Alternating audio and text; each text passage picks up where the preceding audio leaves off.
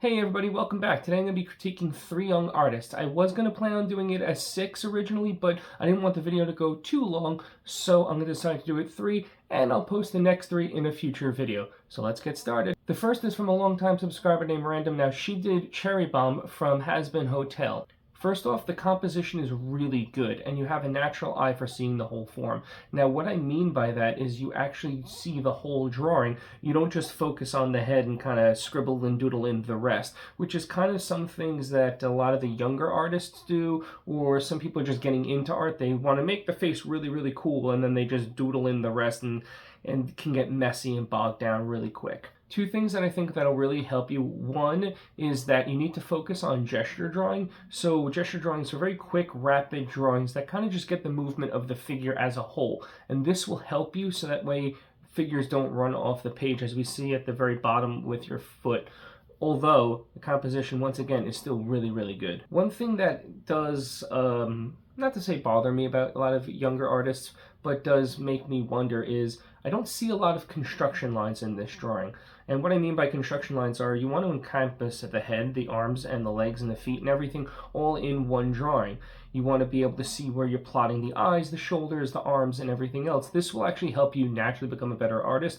You'll actually be able to see the figures in everyday life so much faster. So when you're drawing, it just comes like that. The second, probably the most important thing that I can tell you is have some convictions with your lines. Some of the lines that I saw were very short and very scratchy, almost tentative. You weren't sure maybe if it was going into the right spot, but you just kind of went ahead and did it. Have conviction. That is how you're going to get better as an artist. Just throw the line down. Don't necessarily worry about being right or wrong or having to erase every 5,000 seconds. It's okay. Sometimes when we get the whole form down and then we extrapolate and build on what we have, well, we can then play with it and design the character slightly different, more left, right, up, down, etc. So again, to wrap up, have a lot more conviction. Be a confident artist because you have a lot of talent. You are very natural at seeing forms and shapes. And if you just practice gesture drawing, you're going to get so much better, especially if you practice life drawing. That is something that a lot of people do not do, is just if you and your friends are chilling out on the couch, just grab a sketchbook real quick, sketch them out in 2 seconds. I'm not saying you have to draw them as a complete masterpiece, but you'll actually be able to see forms and shapes as they move in life. Now, before we go on to the second artist, I would like to ask you to smash that subscribe button and hit that like button as well. It lets the algorithm know that you really like my content, and it helps me out. So if you could, hit that button. The next drawing is by another young artist who has been with my channel for a really long time, and that's Dark Destroyer. And actually, he drew Marvin the Martian, which is something that I used to draw all the time. When I was a young kid, I drew tons of Looney Tunes characters. And one of the biggest misconceptions when we see a lot of cartoons or cartooning characters or people that draw cartooning is that it must be quote-unquote easy. And that is one of the farthest things from the truth. Actually, that's something that is probably quite the opposite, in fact. When we draw something that is somewhat simplistic by nature, it actually requires that we look at that form and see it as a much more resolved image. And what I mean by that is think of a circle or a square, triangle. They're very simple shapes. Things that we see all the time. We identify with them. So if you were to just take a circle and try and draw it perfectly, you'd probably find that it's almost impossible. In fact, if you didn't draw it correctly, it would look very out of place. And that's what I mean by cartooning. Cartooning have very concrete shapes, very simple shapes. So sometimes when we see it, we go, oh, that's just not as great. Well, that's farther from the truth. That's just because it's a very identifiable shape. If you were to see Picasso's paintings, or if you were to see Rembrandt, Monet, try to emulate that. If you got close, even remotely close, it'd be fantastic. So do not get discouraged just because if you like cartooning or anime, which is something else I love to draw, that it somehow has to be perfect or a perfect emulation of what you see. Now, being that this is a cartooning piece, one of the biggest things that I can help you with is getting your proportions down. Because when we look at Marvin the Martian's about a third head and about 2/3 body. It's kind of a little bit elongated here, but that's okay. These are things that are simply corrected by studying. You see, practicing will only get you so far. In fact, one of the biggest things that people think that they have to do is just draw. Draw every single day. Must draw every single day. That is far, far from what you need to do. If you want to get better, truly better at drawing, you need to study, whatever it is. It could be anime, it could be cartooning, it could be fantasy art, it could be Roblox characters or whatever.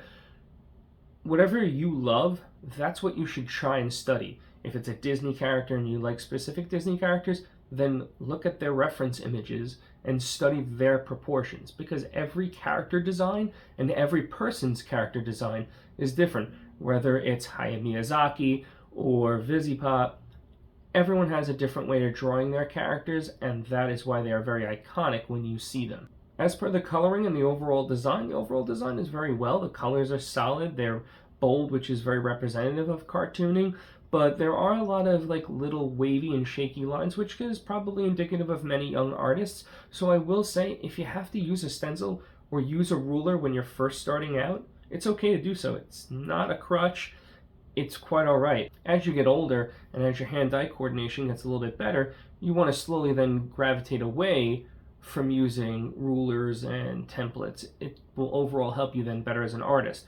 But as you're first starting out, it's quite all right to always use templates. It's always quite all right to trace. It's quite all right to definitely use any kind of templates or rulers. On to our third channel, we have a young, phenomenally talented artist by the name of M&M Arts. Now, they've only been doing art for about 8 years, but you can see that they are incredibly talented, and they wanted help with realism. And this is a little bit more of an advanced critique, but bear with me because I think it can apply and help everybody.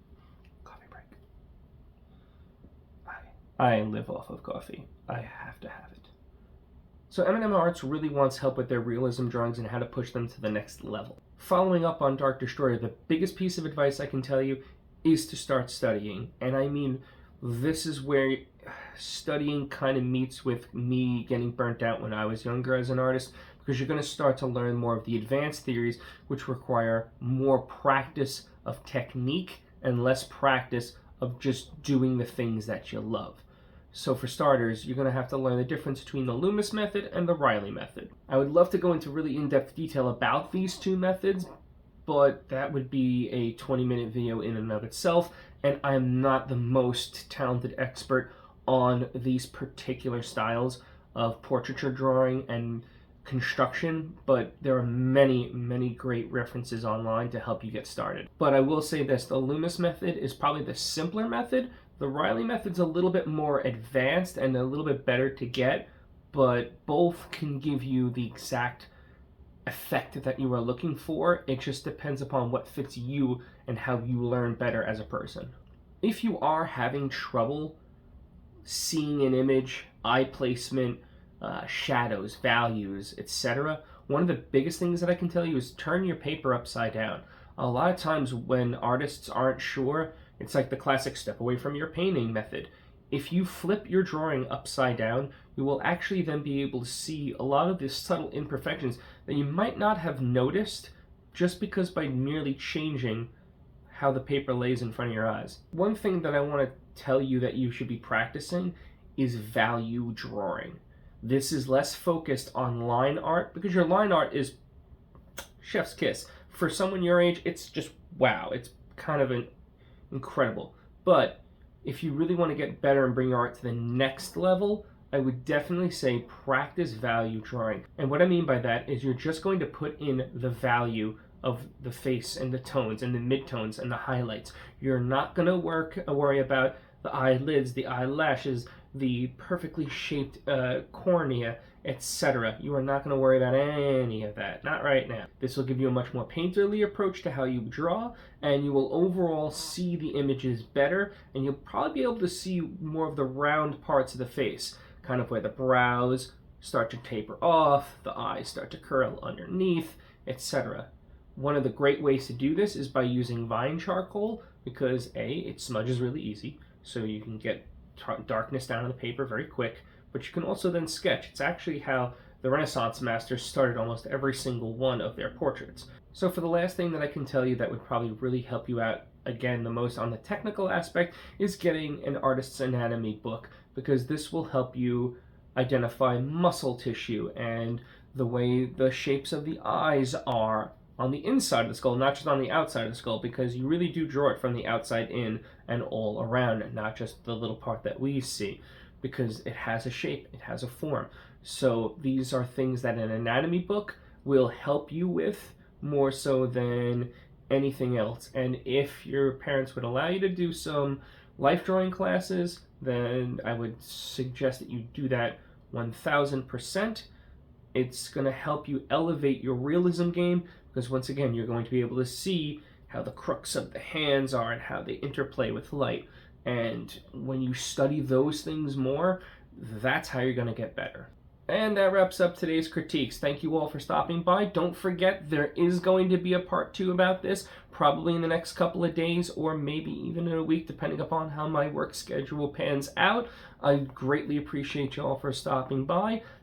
3 more talented artists are on the way, and I think you will enjoy them just as much as you enjoyed these 3. So if you did, hit that like button, hit that subscribe button, and the notification bell so you let YouTube know how much you love this content. Thank you all for stopping by, and I will see you all in the next video.